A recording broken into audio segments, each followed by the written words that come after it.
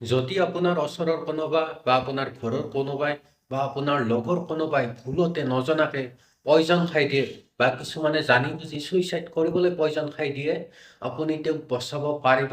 আৰু কেনেকে বচাব এই ভিডিঅ'টোত মই আপোনাক একেবাৰে সহজভাৱে চিম্পলভাৱে বুজাই দিম ধুনীয়াকে।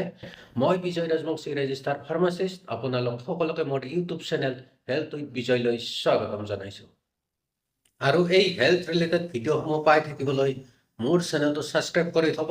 মই আপোনাক হেল্থৰ বিষয়ে ইমান সহজভাৱে ইমান তাৰমানে আৰু ক'ব নোৱাৰি ইমান একেবাৰে চিম্পুলকৈ বুজাই দিম, আপুনি একেবাৰে পূৰা মজা পাব। ইণ্ডিয়া বা অসমত বেছিভাগ কীটনাশক বিষ বা এন্দুৰ মাৰা বিষ, নিগনি মাৰা বিষ এইবোৰ বিষে বেছি পোৱা যায়। এইবোৰ বিষে সচৰাচৰ আপোনাৰ ঘৰত বা কাৰোবাৰ ঘৰত থাকে। আৰু যদি আপোনাৰ কাষৰ মানুহ বা লগৰ মানুহে এইবোৰ বিষ খাই দিয়ে, আপুনি পেচেণ্টক ফাৰ্ষ্টতে ক'ব বোলে বেছি টেনশ্যন ল'ব নালাগে বা বেছি ধৰফৰাই থাকিব বা উত্তেজিত হৈ থাকিব মানা কৰিব, অলপ ৰিলেক্স হৈ থাকিব দিব। আৰু যিমান পাৰে সিমান জলদি মেডিকেল বা ওচৰৰ স্বাস্থ্য কেন্দ্ৰত লৈ যোৱাৰ ব্যৱস্থা কৰিব।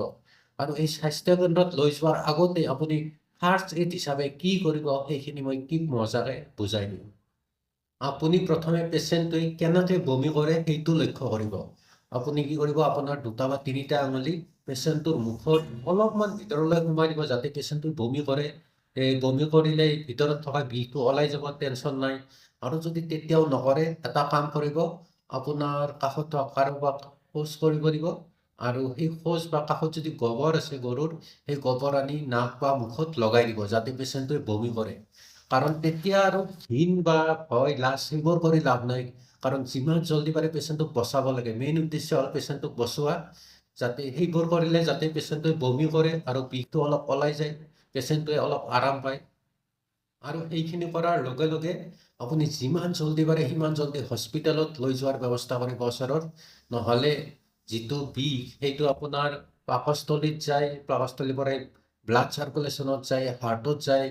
হাৰ্টত যোৱাৰ পিছত যদি বেছি বডিত আপোনাৰ বিয়পি যায়, তেতিয়া লাষ্টত অকল পেচেণ্টটোক বচোৱা অলপ টান হৈ যায়। সেইকাৰণে যিমান জলদি পাৰে সিমান জলদি পেচেণ্টটোক ওচৰৰ স্বাস্থ্য কেন্দ্ৰ বা হস্পিটেলত যোৱাৰ ব্যৱস্থা কৰি দিব। আৰু হস্পিটেলত ডক্টৰে জেনেৰেলভাৱে কি কৰে সেইটো অলপ কৈ দিছোঁ। আপোনাৰ হস্পিটেলত পেচেণ্টটো যোৱাৰ লগে লগে আপোনাৰ পেচেণ্টটোক নাকেৰে এটা পাইপ সোমাই দিয়ে একেবাৰে পাকস্থলীক লগি, যাতে সেই পাইপডালেদি বিষটো ওলাই দিব পাৰে। সেই পাইপডাল নাকেদি সোমাই একেবাৰে পাকস্থলীক লগি দিয়ে, সেইডালক ৰেলছ টিউব বুলি কোৱা হয়। আৰু সেই ৰেলছ টিউবেদি আপোনাৰ কিছুমান লিকুইড NS জাতীয় বস্তু সোমাই দিয়ে আৰু সোমাই দি পাকস্থলীটো চাফা কৰে। চাফা কৰি কিনে সেনেকে সেই পাইপডালেদি চিৰিঞ্জৰ সহায়ত সেইটো বস্তুটো ওলাই দিয়ে। সেনেকে সেইটোৰ এটা মেডিকেল নাম আছে, সেইটো গেষ্ট্ৰিক লেভেজ বুলি কোৱা হয়। ইমান মেডিকেল হেৰিত নাযাওঁ, একেবাৰে চিম্পুলকৈ বুজাই দিছোঁ আপুনি যাতে একেবাৰে বুজি পায় ধুনীয়াকৈ। আৰু এটা চাৰ্কল বুলি টেবলেট পায়, সেই টেবলেটটো ডক্টৰে পাকস্থলীত সোমাই দিয়ে যাতে সেই টেবলেটটোৱে সেই বিষটো এবজৰ্পশ্যন মানে শোষণ কৰি লয় আৰু লাষ্টত সেই টেবলেটটো ওলাই দিয়ে। সেনেকৈ আপোনাৰ পাকস্থলীৰ পৰা বিষটো ওলাই দিয়াৰ চেষ্টা কৰে ডক্টৰে।